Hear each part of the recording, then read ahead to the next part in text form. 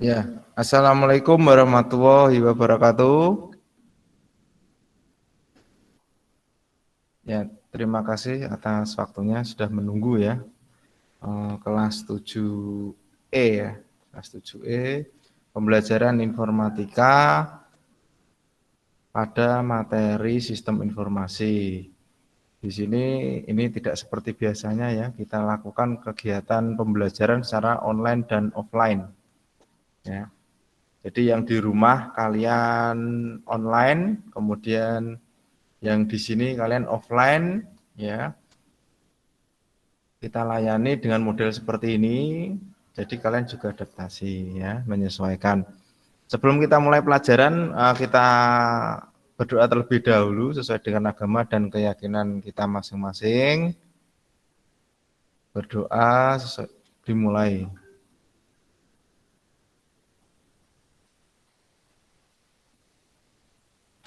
Cukup? Ya. Bagaimana kabarnya kalian semuanya di sini maupun yang di rumah? Sehat ya? Sudah sarapan? Sudah ya. Kalau pengen berangkat sekolah ya berarti atau belajar di rumah ya harus sarapan. Kemudian ini saya absen terlebih dahulu kelas 7E. Bentar ya, agak cepat ya. Yang di rumah mic-nya minta tolong di on-kan supaya nanti ketika saya panggil cepat. Afin? Afin di rumah mengikuti enggak? Enggak ada. Ikut, Pak.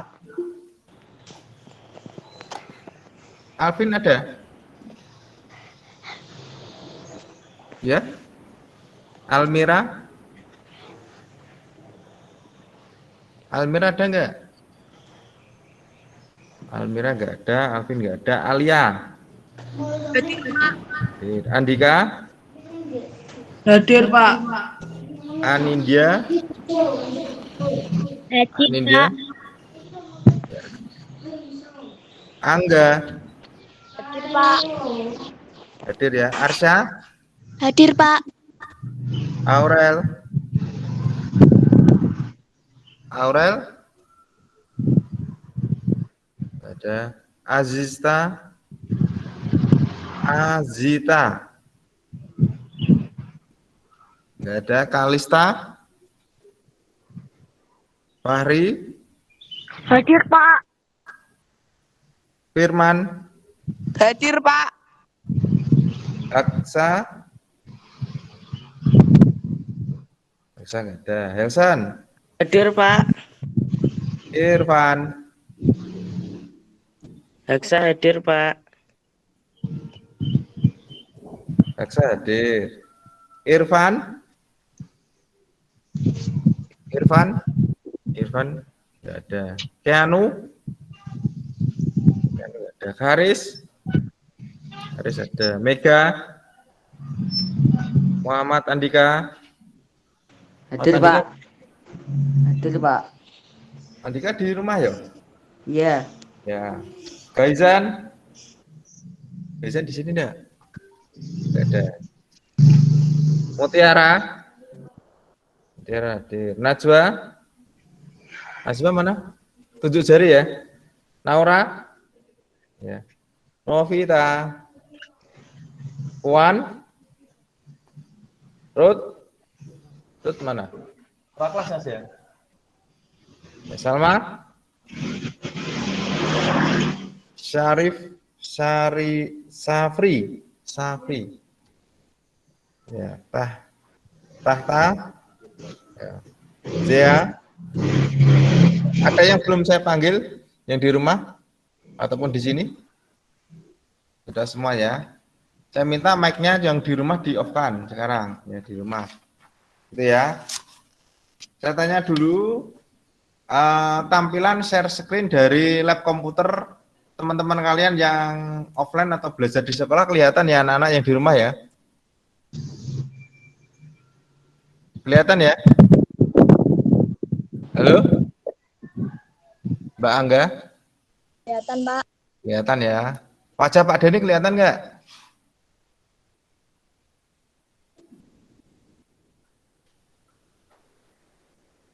Tidak kelihatan ya? Enggak, Ya. Pak.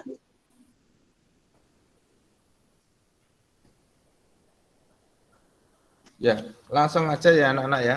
Kita mulai pelajaran.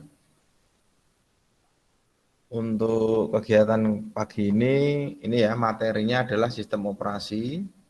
Ya, ini peta konsepnya yang harus selalu kita pelajari. Ya, peta konsep ini ada di awal. Ya, tujuannya untuk memetakan materi kita. Ya, kalau kalian pengen lihat, yang di sini nanti bisa lihat di depan, Mbak ya. Selama tidak saya perintahkan untuk melihat buku, kalian lihat di LCD. Ya, posisikan di tempat yang paling nyaman kalian di situ. Ya. Di sini peta konsep yang akan kita pelajari sangat banyak sekali. Ya, ini adalah ilmu. Ya, jadi informatika itu banyak ilmu komputernya. Yang akan kita pelajari yaitu perangkat lunak, yaitu ada aplikasi, sistem, pemrograman, dan yang berlisensi. Ya, di sini bisa kalian lihat ada perangkat lunak email sampai perangkat lunak database. Kemudian sistem ada utilitas dan sistem operasi. Ini juga macamnya ada banyak. Mulai utilitas disk compression utility, kemudian sistem informasi tool, pengecekan disk fragment, kemudian network, partisi disk, backup utility, antivirus. Ya, kemudian sistem operasi yang akan kita pelajari macamnya ada DOS, Windows, Unix, Linux, Macintosh, Android, sama Apple iOS. Ya, kemudian yang lisensi yaitu freeware, adware, shareware, libware, lisensi MIT, OM software, demo software, retail software, sama public domain software. Ya, sangat banyak sekali ya. Ini kalian hanya ilmu. Jadi cara belajarnya seperti ini, saya tekankan di awal. Kalian ketika belajar, satu Bapak Ibu guru atau saya misalkan di sini ya, itu menjelaskan. Ya, menjelaskan seputar tentang materi, memberi tugas. Kemudian kalian ya tidak bisa langsung pintar. Supaya kalian bisa pintar, itu langkahnya satu, memahami yang dijelaskan. Yang kedua, mempelajari ulang. Ya, kalau kalian sepulang dari sini tidak mau belajar, ya tidak mau mengulang, maka kalian nanti juga tidak mengena di pikiran kalian, ya tidak memahami. Ya, kemudian mengerjakan tugas, ya tugas dari Pak Denny itu dikerjakan. Kemarin ada tugas yang saya minta untuk mengunggah hasilnya di sebuah link, ya diupload, ya itu berarti dikerjakan di situ. Setiap kali ada tugas Bapak Ibu guru itu pasti bermanfaat, bukan menghabiskan waktu. Ketika kalian tidak mengikuti skenario pembelajaran maka juga akan tertinggal, nggak dapat ilmu. Begitu ya. Jadi kunci keberhasilan kalian pintar itu ada di tangan siapa kira-kira? Ya diri kalian sendiri ya anak-anak ya. Itu ya. Itu saya ingatkan di awal. Ya, kita kembali ke sini, ini peta konsepnya. Ya, kemudian kita akan belajar tentang sistem operasi, ini simbol-simbolnya. Mulai dari MS-DOS, Unix, Linux, Windows, macOS, sampai Android, sampai mobile. Ya, sistem operasi yang akan kita pelajari dari PC, laptop, sampai tablet maupun smartphone. Ya, gitu ya. Kemudian yang di sini akan saya jelaskan, yang pertama adalah sistem operasi. Di sini nanti akan ada banyak tulisan, yang mana tulisan ini nanti kalau kalian baca sedikit-sedikit gitu bingung. Jadi kalian belajarnya mendengarkan suara saya, ya tidak harus membaca semuanya yang ada di layar. Perangkat lunak sistem operasi ini fungsinya adalah menjalankan perangkat komputer yang juga mengendalikan dan mengontrol perangkat-perangkat yang ada. Ya, sistem operasi itu intinya, ya inti dari sebuah perangkat, ya perangkat keras. Misalkan PC, laptop, smartphone, ya benda kerasnya itu biar bisa digunakan harus punya dasar yaitu adalah sistem operasi dengan antar muka. Antar muka itu kalau kalian bingung, begitu kamu nyalakan handphone kalian, ya, yang terlihat di depan itu adalah antar muka. Ya, antar mukanya macam-macam. Itu yang pernah kalian pelajari di materi sebelumnya. Kemudian tanggung jawab sistem operasi adalah bertanggung jawab mengelola seluruh sumber daya dan menghubungkan antara satu program dengan program yang lain. Ya. Kemudian perangkat sistem operasi ini dapat berjalan dengan baik apabila perangkat kerasnya sesuai juga. Ya, jadi misalkan kalian memiliki sistem operasi Windows Server, ya, tapi komputer kalian RAM-nya hanya 2 GB, ya, itu tidak mungkin. Nanti sistem operasinya juga tidak bisa berjalan dengan baik, gitu ya. Jadi harus imbang antara hardware dan software. Ya, tuh. Kemudian ini sistem operasi juga memiliki tanggung jawab yaitu mengatur supaya tidak terjadi konflik ya antara satu program dengan program lain dan antara perangkat satu dengan perangkat yang lain. Ya, tuh. Tidak bingung ya ini ya. Jadi sistem operasi SO ya. Tuh.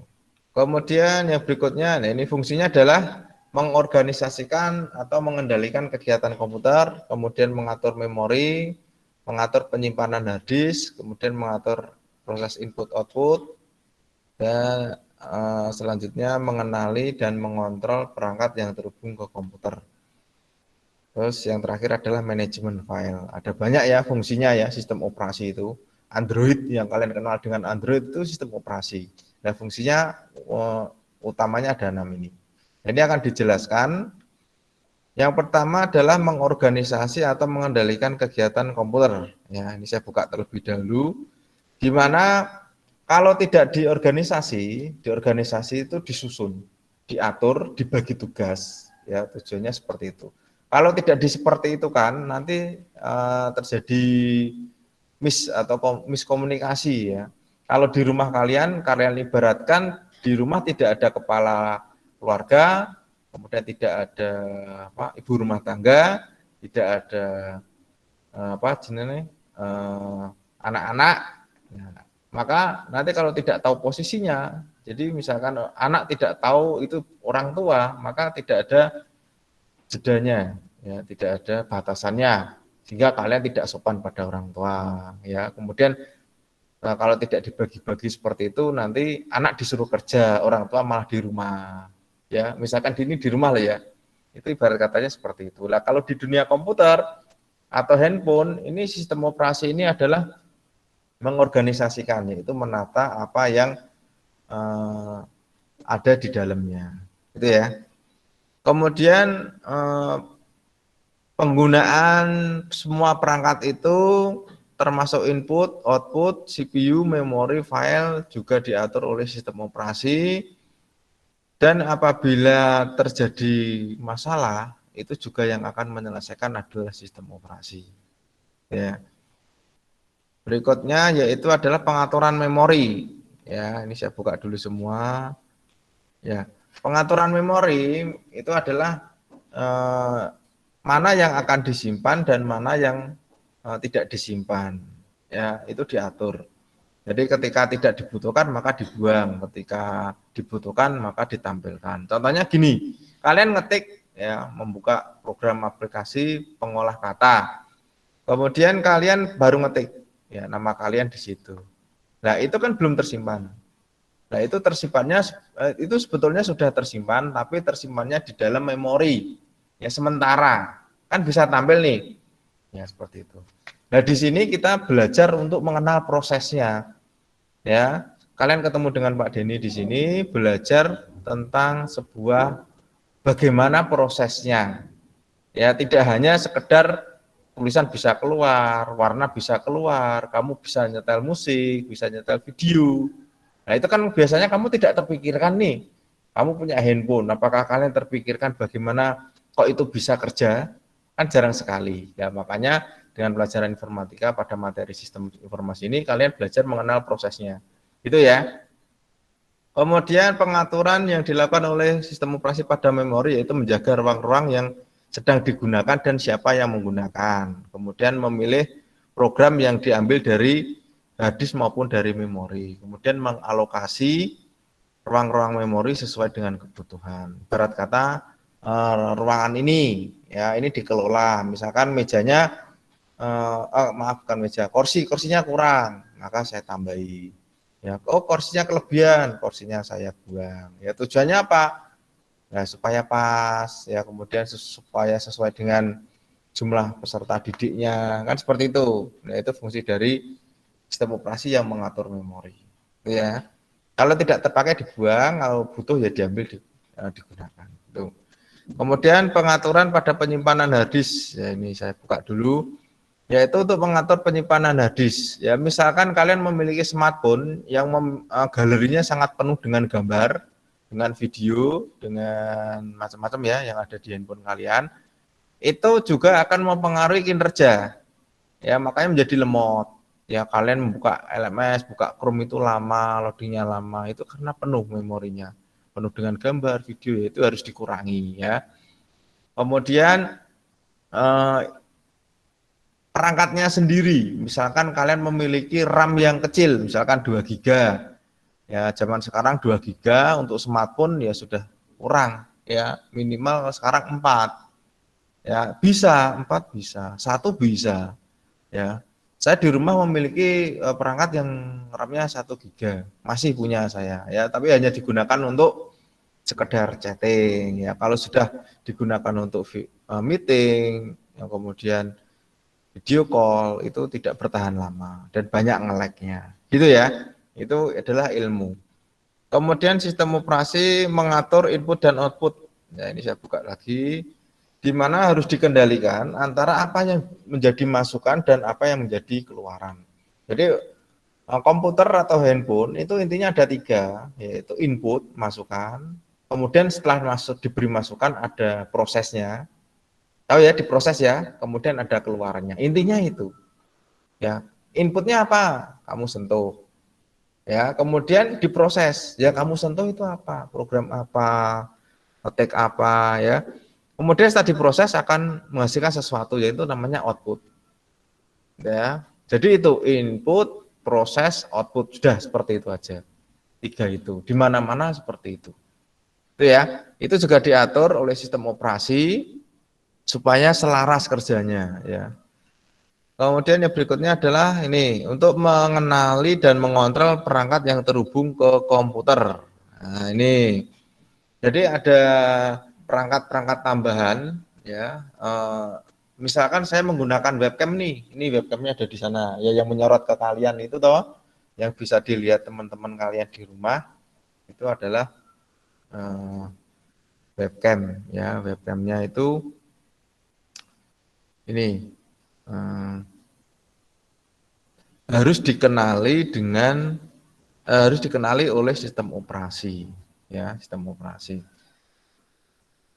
Nah, ini kalau kepengen dikenali maka ada istilah yang namanya driver.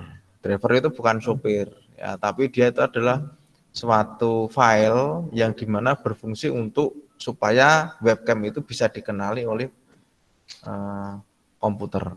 Itu ya. Tuh. Cek sebentar, ini kok nggak kelihatan. Ini ya. Sharing.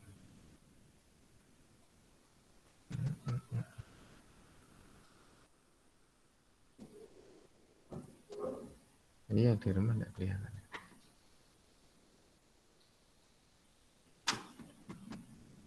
Ya, saya kembali ke sini. Yang terakhir adalah manajemen file. Ya, manajemen file ini informasi yang disimpan di komputer dalam bentuk-bentuk file itu harus diatur. Ya, letaknya di mana, kemudian fungsinya apa, kemudian berfungsi apa tidak, ini juga harus diatur. Itu ya. Mungkin sampai sekarang mungkin kalian masih bingung karena terlalu banyak. Untuk itu nanti setelah di rumah kalian pelajari ulang lagi ya apa yang saya sampaikan. Kemudian ini di dalam manajemen file ada 5 ya, ada 5 kegiatan di mana pembuatan file dan penghapusan file, kemudian pembuatan dan penghapusan folder, kemudian manipulasi file dan folder, 4 memetakan file ke tempat penyimpanan tetap atau hard disk, kemudian 5 membackup ya, membackup file, kemudian ini 5 ini namanya manajemen file dan folder ya, sebetulnya seperti itu. Pernah enggak kalian melakukan manajemen file pada HP kalian? Ayo yang di rumah, pernah enggak kalian manajemen file? Saya tanya dulu. Mbak Anindya, coba mic-nya dinyalakan. Mbak Anindya.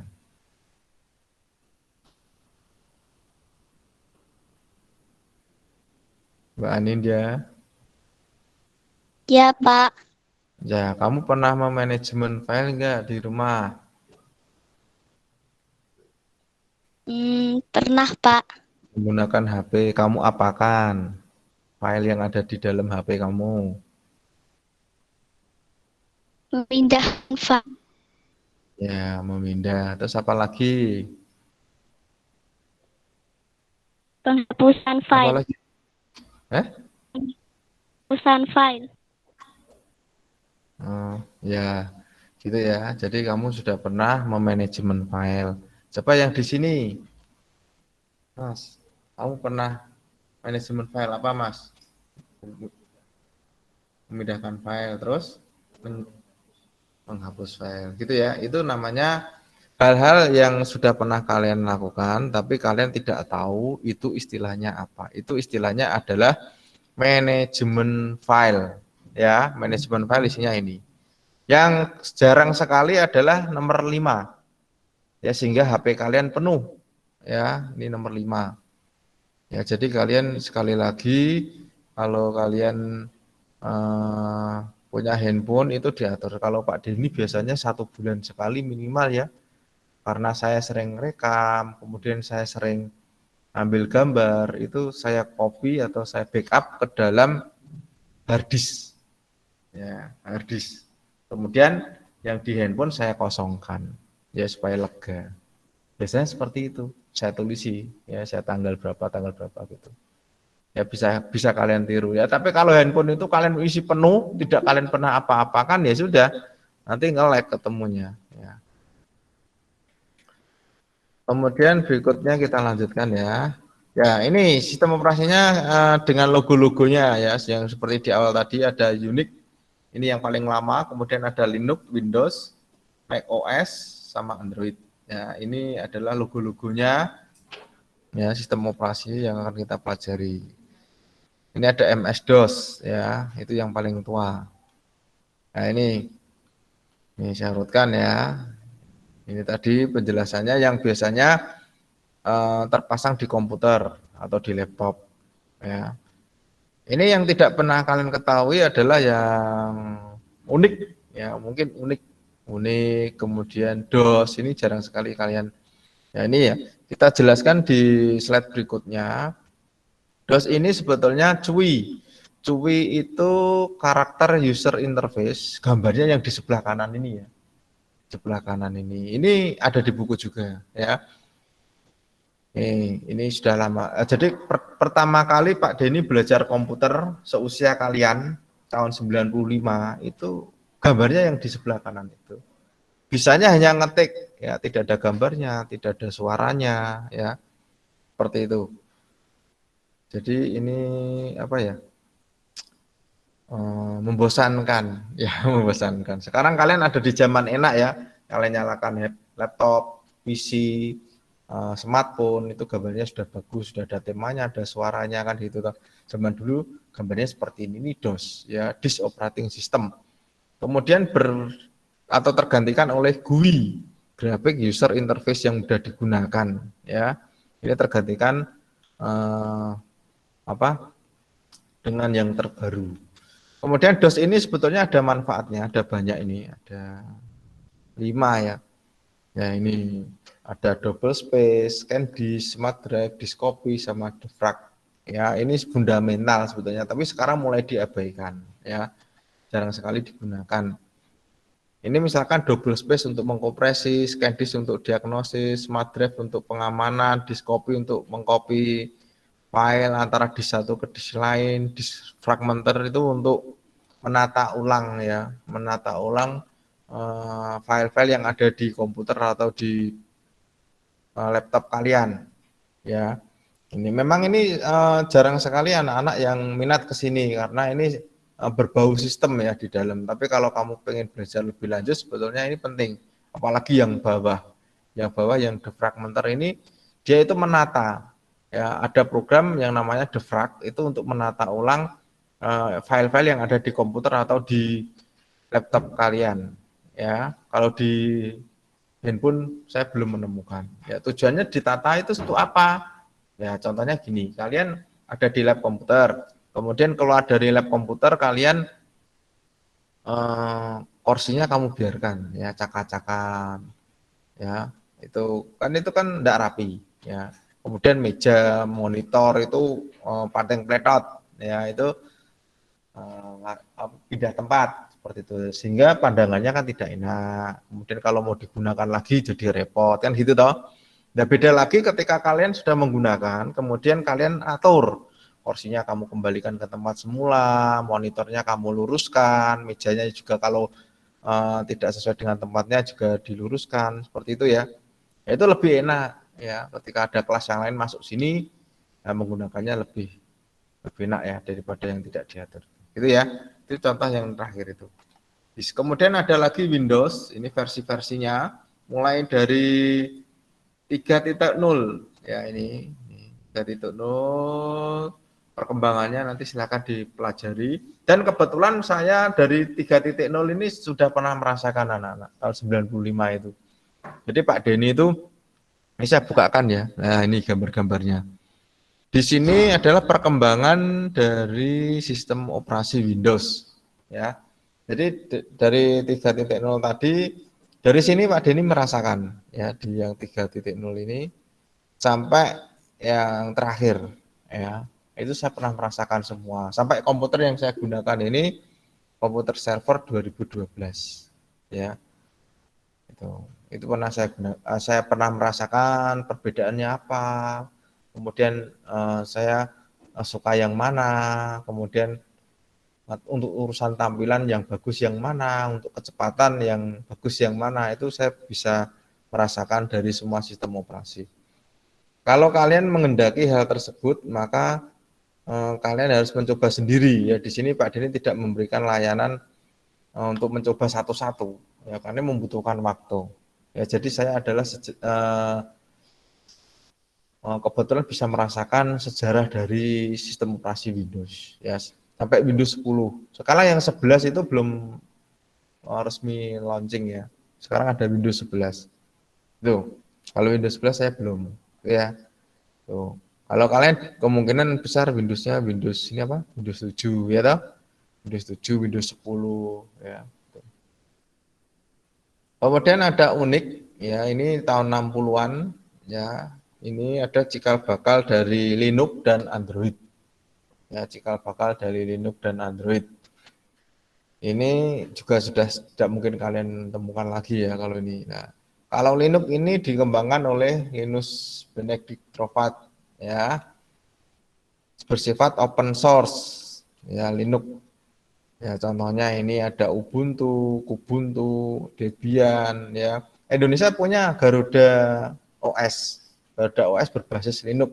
Ya, anak Indonesia pernah mengembangkan karena Linux ini bersifat open source. Coba lihat tulisan saya yang ini. Ya. Jadi siapa saja bisa mengembangkan. Kalian pun bisa, tapi Pak Denny tidak bisa mengajarkan. Ya, karena kalian belajarnya harus dari yang awal dulu sebelum mengembangkan. Ya, proses pengembangan itu lebih sulit. Ya, karena harus dipelajari hal-hal yang fundamental terlebih dahulu. Gitu ya, tidak harus membeli.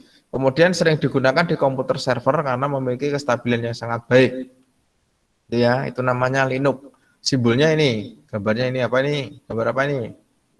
Penguin ya. Ini penguin ini. Jadi laptop-laptop kebanyakan sudah terinjeksi OS apa itu? Windows ya. Kalian di rumah ada yang punya sistem operasi Linux di rumah? Mungkin Apple ya. Kalau Apple mungkin masih ada ya, Pak. Nah, tapi kalau yang itu jarang. Kemudian Macintosh ini keluaran dari Apple mulai tahun 84. Ya, ini generasinya juga sangat banyak sekali ya, sampai yang terbaru ini biasanya mahal ya, karena memang dari konsep awalnya dia menyuguhkan sesuatu yang premium. Oh, premium ya? Premium. Apple itu Macintosh itu premium. Ya, berbeda dengan yang lain. Ini simbol gambarnya ya, tapi juga berkembang simbol-simbol seperti ini. Terus Android yang sekarang kamu pegang ya. Dan Android ini kebetulan dari Pak Denny ini pernah merasakan generasi dari awal ya. Nanti setelah ini saya bahas generasinya apa. Jadi kalian memegang juga smartphone yang sistem operasinya adalah Android. Ya, jadi kalau ada HP tidak ada sistem operasinya tidak bisa berjalan.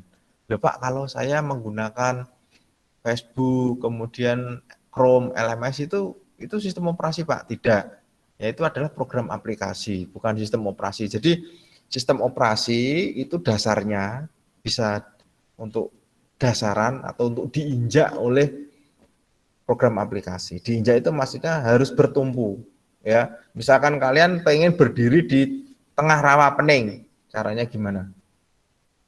Nah, kan harus ada tumpuannya toh, tumpuannya perahu, ya toh, atau mungkin kapal, lah seperti itu. Lah itu kapal atau perahunya itu adalah sistem operasi, kemudian di atasnya itu adalah program aplikasi, gitu ya.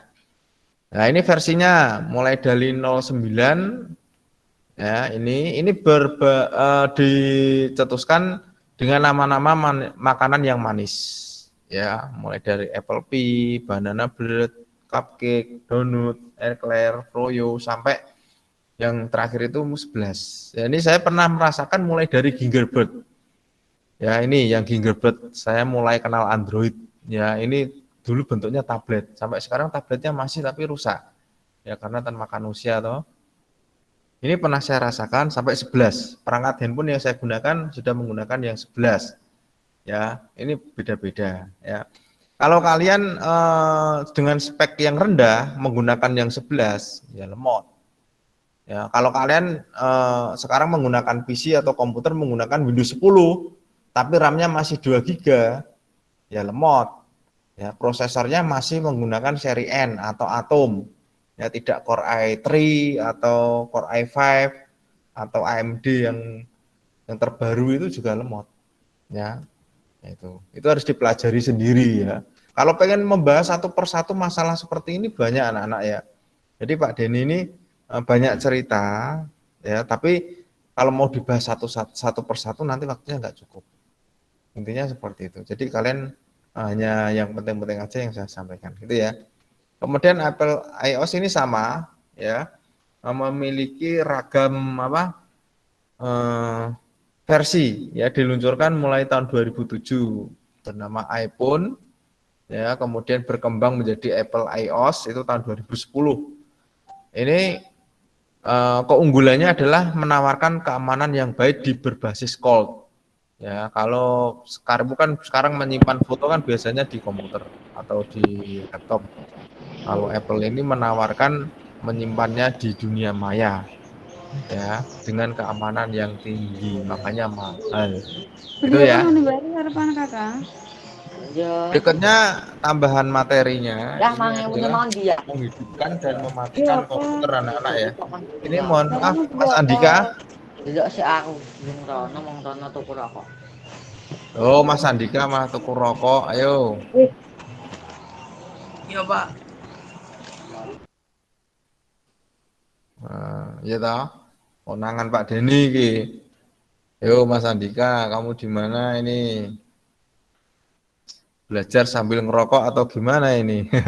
Dari tadi di sini, Pak. Oh ya, nggak boleh ngerokok Sinyalnya ya. agak lemot, Pak. Ya Mas, jangan rokok ya. Iya, Pak. Ya, makasih. Saya lanjutkan ya anak-anak ya. Ini yang di rumah saya tanya, ini tidak kelihatan ya teman-teman kalian yang di lab ini? Yang jelas, Pak. Jelas ya. Ada yang bisa melihat ya. Tuh. Ini bonusnya adalah cara menghidupkan dan mematikan komputer. Wah gitu kok bonus toh Pak. Itu mudah sekali ya. Kan gitu toh. Ya kalau enggak saya kasih tahu nanti kamu enggak jelas. Mas yang belakang nanti tetap memperhatikan sini Mas ya. Karena kamu ketemu dengan Pak Denny itu tidak seperti ketemu dengan dokter. Ya, ketemu dengan dokter kan susah itu, mahal. Ya biayanya tinggi. Kalau dengan Pak Denny gratis ya. Ya saya beri ilmu, ya toh. Saya beri pengalaman saya, tinggal memperhatikan. Kalau tidak kamu manfaatkan, ya nanti saya tarik. Tarif gimana? Saya tarif, ya toh. Itu makanya ketemu dengan Bapak Ibu guru kalian beruntung sekali mendapatkan ilmunya di situ. Ya banyak hal gratis yang kita berikan pada kalian. Nah, kalian mau tahu sakit apa gitu ke dokter bayar enggak? Iya. Nenek Pak Guru sini enggak. Ya kamu tanya apa seputar komputer atau apa enggak saya tarif. Beda toh? Nah itu makanya itu dimanfaatkan gitu ya. Nah, ini ada yang masuk sebentar. Ya, kita ke sini ya. Untuk menghidupkan dan mematikan komputer kita perlu pelajari. Ini adalah tombol-tombolnya, gambarnya ya.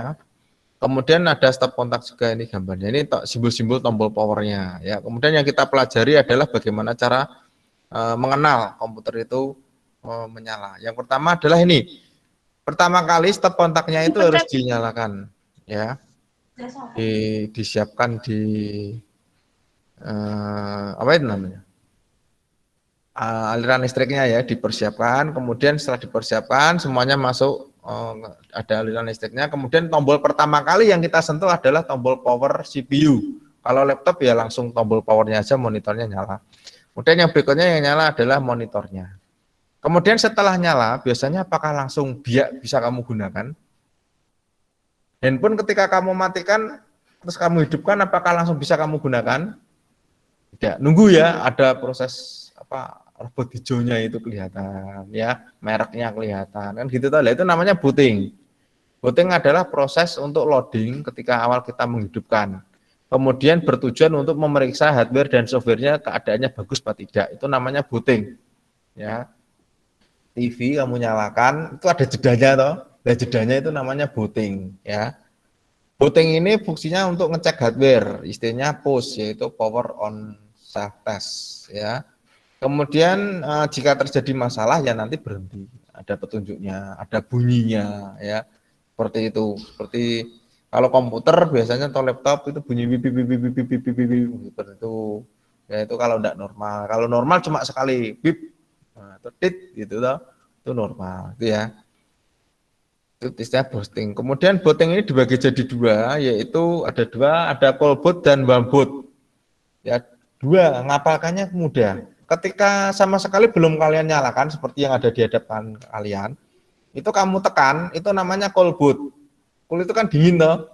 Begitu kamu nyalakan namanya call boot. Tapi kalau kamu sudah pernah menggunakan, kamu restart. Pernah enggak merestart handphone? Nah, karena apa? Kenapa kamu restart handphone? Lag, error, ya toh? Nah, seperti itu. Ya, itu namanya warm boot.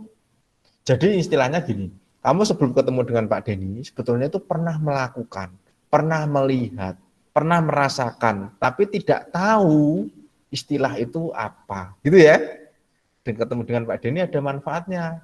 Tuasan kamu ketemu dengan Pak Denny, tapi tidak konsentrasi, misalkan di sini tidak mau memperhatikan, tidak konsentrasi, tidak fokus, ya nggak dapat apa-apa. Yang di rumah pun sama, ya.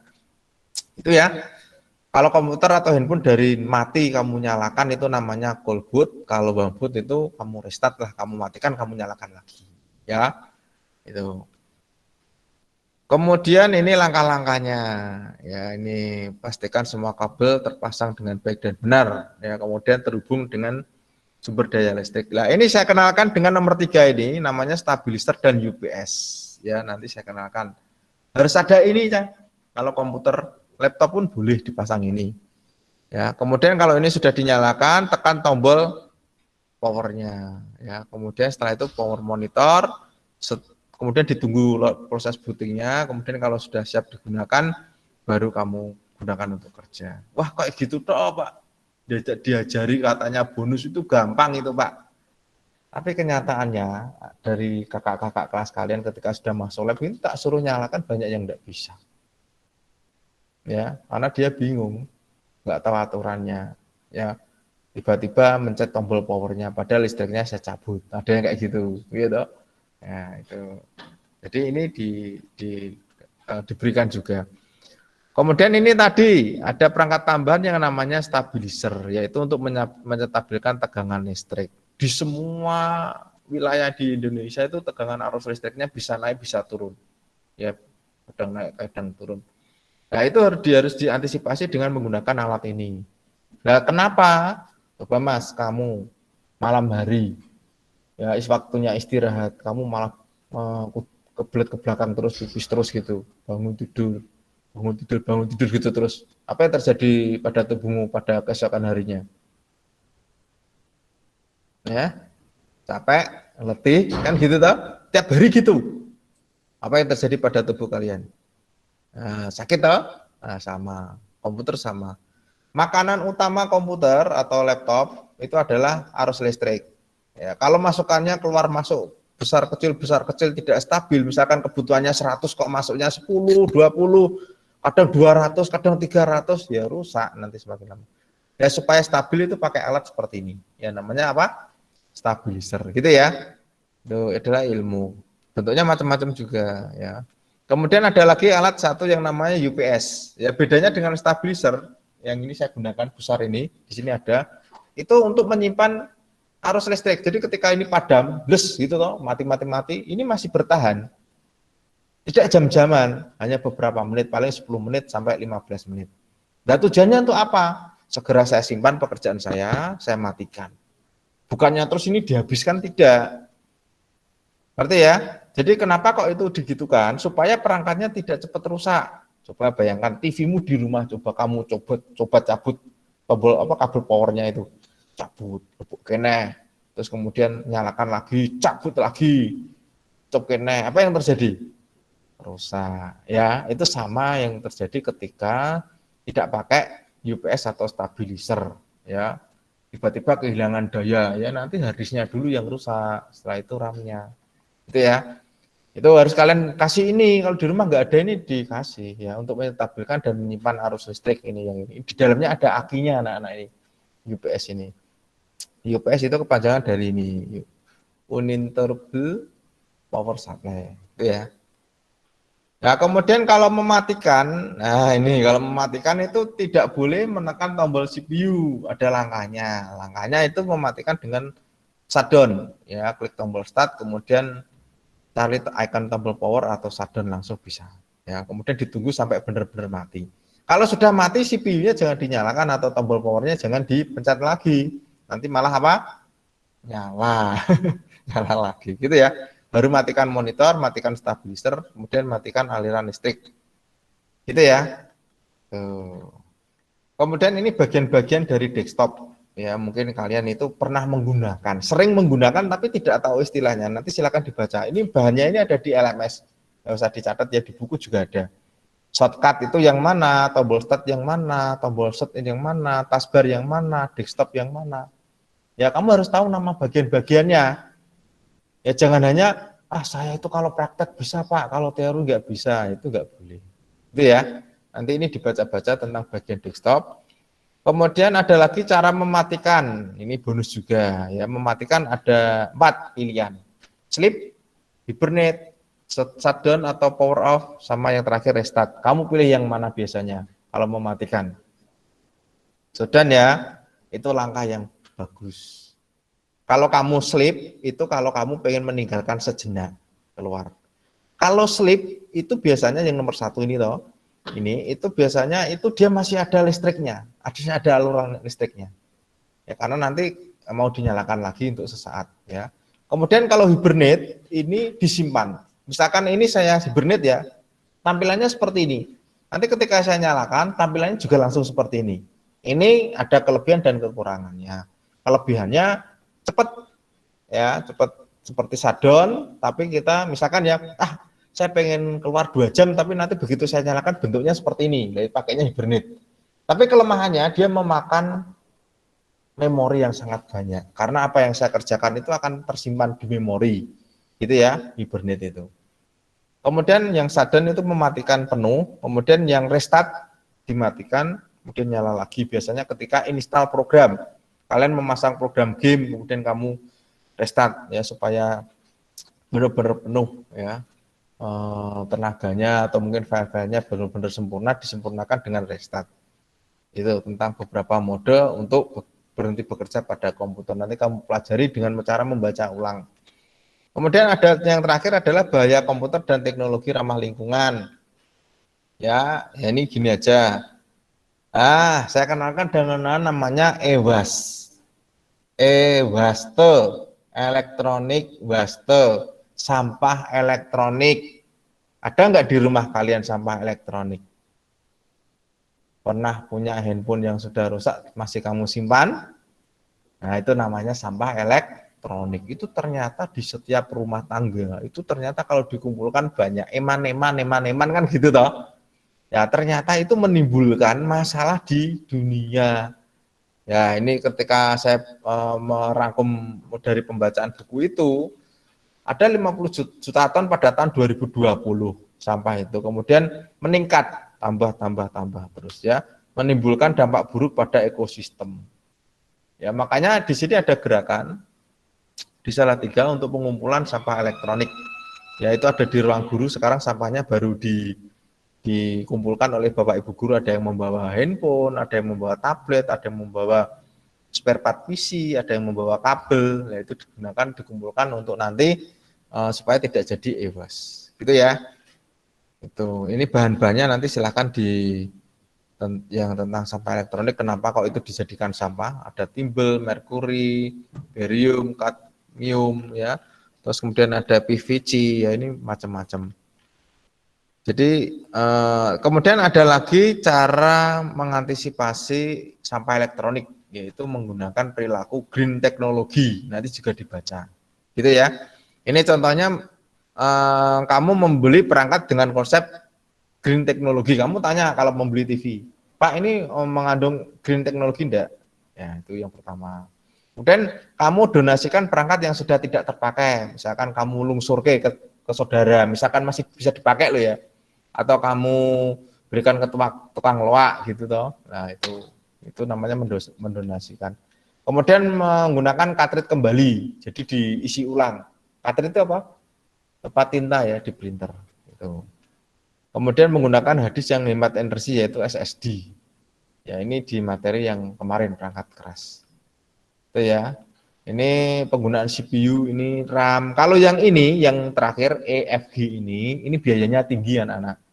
Mulai dari ini ya, yang ini, yang D, E, F, G ini biayanya tinggi, tapi menggunakan green teknologi, itu ya.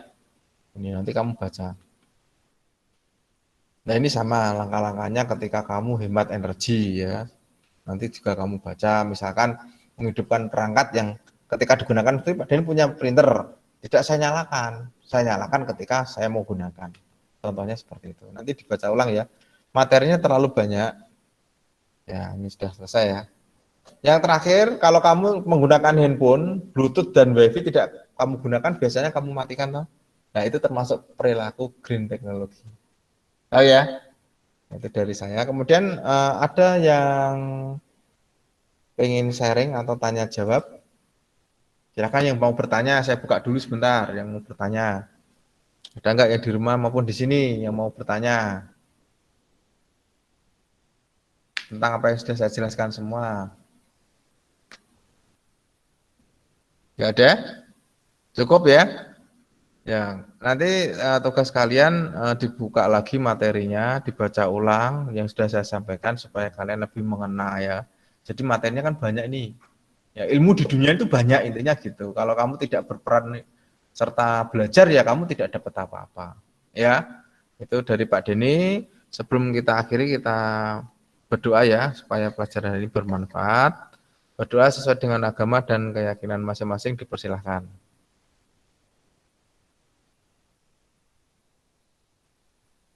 Ya, cukup. Saya akhiri ya, semoga bermanfaat, tetap jaga kesehatan. Wassalamualaikum warahmatullahi wabarakatuh.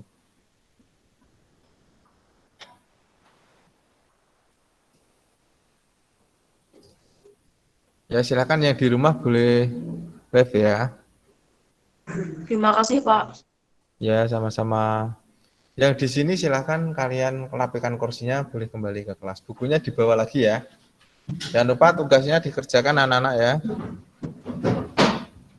Terima kasih, Pak. Ya sama-sama Mas.